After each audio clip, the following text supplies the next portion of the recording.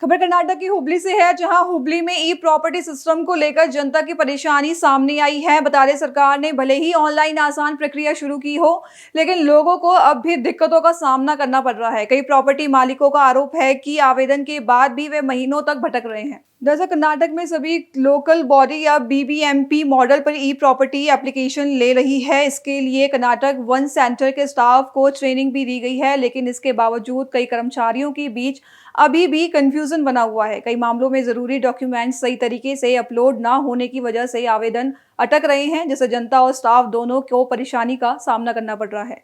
पहले लोग नगर निगम ऑफिस के चक्कर लगाते थे, महीनों सालों तक सर्टिफिकेट का इंतजार करते थे। अब प्रक्रिया ऑनलाइन हो गई है और कावेरी वेबसाइट के जरिए आवेदन सीधा संबंधित जोनल ऑफिस तक पहुंच जाता है। कमिश्नर ने साफ कर दिया है कि सिस्टम में किसी भी तरह की अनियमितता बर्दाश्त नहीं की जाएगी।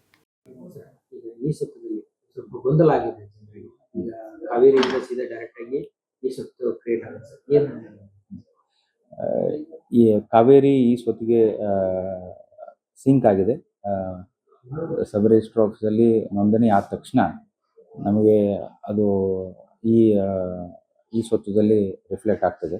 ನಾವು ಮ್ಯೂಟೇಷನ್ ಫೀಸ್ ಏನು 2% ಆಫ್ ದಿ ಸ್ಟ್ಯಾಂಪ್ ಡ್ಯೂಟಿ ಏನಿದೆ ಅದನ್ನು ಮ್ಯೂಟೇಷನ್ ಫೀಸನ್ನು ಪಾಲಿಕೆ ವತಿಯಿಂದ ತುಂಬಿಕೊಂಡು ಅವರಿಗೆ 1 ವಾರದಲ್ಲಿ ನಾವು ಮ್ಯೂಟೇಷನ್ ಮಾಡಿ ಈ ಆಸ್ತಿನ ಕೊಡಬೇಕು.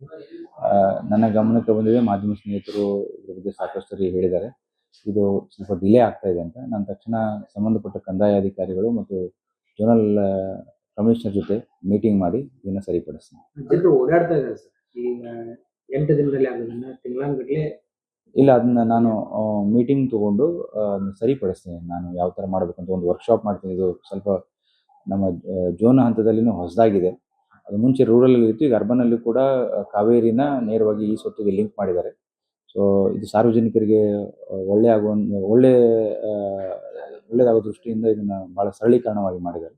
ಅದನ್ನು ನಾನು ಒಂದು ವರ್ಕ್ಶಾಪ್ ಮಾಡಿ ನಮ್ಮವರಿಗೆ ಸ್ವಲ್ಪ ಟ್ರೈನಿಂಗ್ ಮಾಡಿಸಿ ನಮ್ಮ ಕಂದಾಯ ಅಧಿಕಾರಿಗಳಿಗೆ ಇದ್ರ ಬಗ್ಗೆ ಹೆಚ್ಚಿಗೆ ಟ್ರೈನಿಂಗ್ ಕೊಡಿಸಿ ಇದನ್ನ ಸರಿಪಡಿಸ್ತೀವಿ. ಇವಾಗ ಅವರು ಲಾಗಿನ್ ಬಂದರೂ ಕೂಡ ಬಂದಿಲ್ಲ ಅಂತ ಹೇಳ್ತಾರೆ.